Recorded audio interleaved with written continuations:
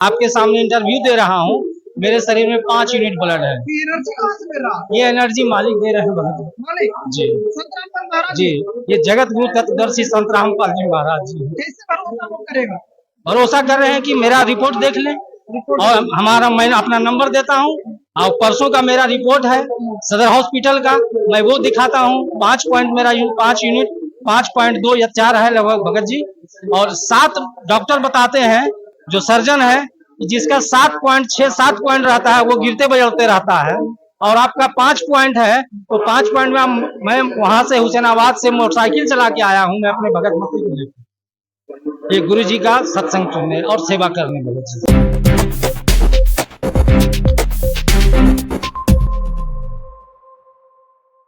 दोस्तों हम आपको बता दें कि अभी संत रामपाल महाराज जी अभी छा रहे हैं।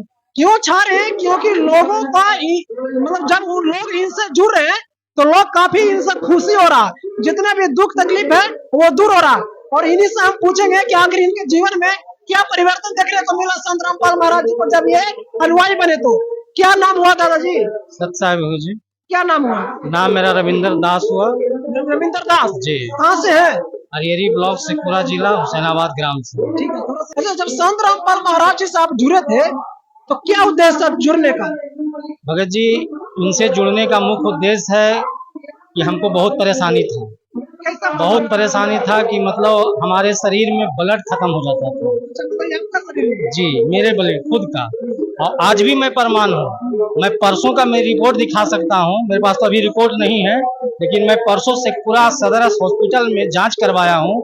अभी शरीर में मेरा एट प्रेजेंट में जितना ब्लड है उतना ब्लड में अभी डॉक्टर अगर के पास अगर अभी हम जाते हैं तो मुझे ब्लड चढ़ाने के लिए या हमको फुल्ली बेड रेस्ट करने के लिए कहेगा। हमारे शरीर में अभी मात्र 5 यूनिट ब्लड है आज के डेट में। अभी जब मैं आपके सामने इंटरव्यू दे रहा हूँ मेरे शरीर में 5 यूनिट ब्लड है। एनर्जी कहाँ से मिल रहा? ये एनर्जी मालिक दे रहे हैं भगत मालिक जी। संत रामपाल महाराज जी, ये जगत गुरु तत्वदर्शी संत रामपाल जी महाराज जी कैसे भरोसा वो करेगा?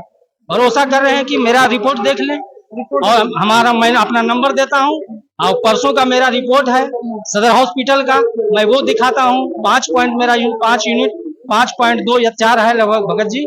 और 7 डॉक्टर बताते हैं जो सर्जन है जिसका 7 पॉइंट रहता है वो गिरते बजड़ते रहता है। और आपका 5 पॉइंट है तो 5 पॉइंट में मैं वहां से हुसैनाबाद से मोटरसाइकिल चला के आया हूँ। मैं अपने भगत मसीह को लेकर ये गुरु जी का सत्संग सुनने और सेवा करने भगत जी। सेवा करने जी। अच्छा, ये कौन सा रोग है? रोग नहीं बताया? रोग मैंने यहाँ से कलकत्ता तक इलाज करवाया हूँ भगत जी, लेकिन जितना भी अभी तक जांच हुआ है 40,000 का 50,000 का 60,000 का लगभग 5 से 4 लाख का जांच हुआ भगत जी। लेकिन पीजीआई 4 लाख से 5 लाख का जांच हुआ है पीजीआई कलकत्ता में। सारी रिपोर्ट मेरे यहाँ है। आज तक मेरे डॉक्टर ने कुछ नहीं बताया कि आपके पास क्या रोग है। मैंने जब सारा टेस्ट करवाया उनको बताया कि सर मुझे दवा लिख दीजिए, बोले कि तुम्हें तो कोई रोग ही नहीं है तो हम कौन सा दवा लिखें। ये जैसे कि ये बता रहे हैं तो लोग भरोसा नहीं करेंगे, लेकिन हम आपसे ये पूछते हैं संत रामपाल महाराज जी से कब जुड़े थे? मतलब 2021 में। 2021 में। 2021 से आपका ये पहले से बीमारी था कि मतलब उसको बाद बीमारी से पहले से भी था।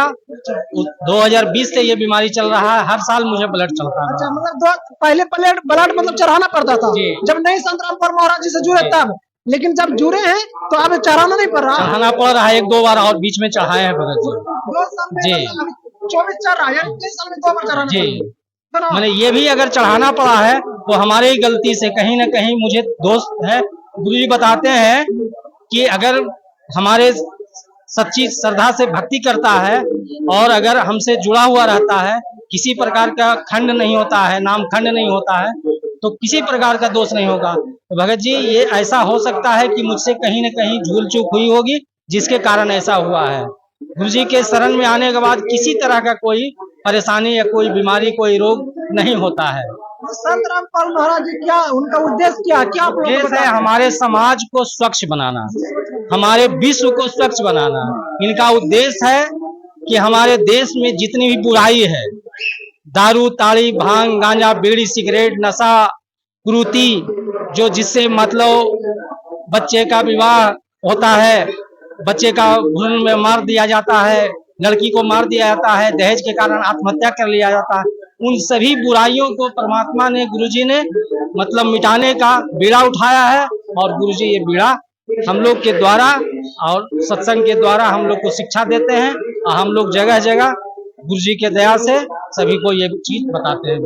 आप जैसे कि ये बताया जाता है कि संत रामपाल महाराज जी का कुछ मतलब जो नियम है कुछ अलग है, सनातन धर्म को मानते हैं, लेकिन जिस रूप से मंदिर में लोग पूजा करते हैं, पत्थर को पूजा करते हैं, संत रामपाल महाराज जी कहते हैं कि ये सब का जरूरत नहीं है। तो क्या आप इस बात को मानते हैं? भगत जी, जगत गुरु तत्वदर्शी संत रामपाल जी महाराज जी जो हैं वो शास्त्र विधि भक्ति बताते हैं, और हमारे जितने भी विश्व में, भारत में नहीं पूरे विश्व में जितने भी धर्म गुरु हैं, चाहे वो किसी भी धर्म से, हिंदू, मुस्लिम, सिख, ईसाई, वो धर्म के आधार से नहीं बताते हैं, अपनी मनमाना आचरण बताते हैं। अब परमात्मा हमारे गुरु जी जो हैं वो शास्त्र विधि से आचरण बताते हैं, विधि से नियम बताते हैं, चाहे वो गीता हो, वेद हो, पुराण हो, बाइबिल हो, गुरु ग्रंथ साहिब हो, चाहे कुरान हो, चाहे उसके साथ और इंजील है, ये तौरात है, ये सभी में प्रमाण दिखा के परमात्मा गुरु जी संत रामपाल जी महाराज खोल के बताते हैं कि बेटा यहाँ यहाँ ये चीज लिखा हुआ है, इसको पढ़ो और समझो और इसके अनुसार भक्ति करो और अपना कल्याण और जगत का कल्याण करवाओ। तो दोस्तों आपने देखा कि ये भी अंकल मतलब बोल रहे कि पहले मतलब जब ये संत रामपाल महाराज जी से नहीं जुड़े थे तो इनके पास बहुत सारे तकलीफ था। जैसे कि एक उदाहरण बताएं कि हमको खून का कमी रहता था, मतलब ब्लड का कमी रहता था, मतलब डॉक्टर ने बोला कि आपको ब्लड चढ़ाना पड़ेगा।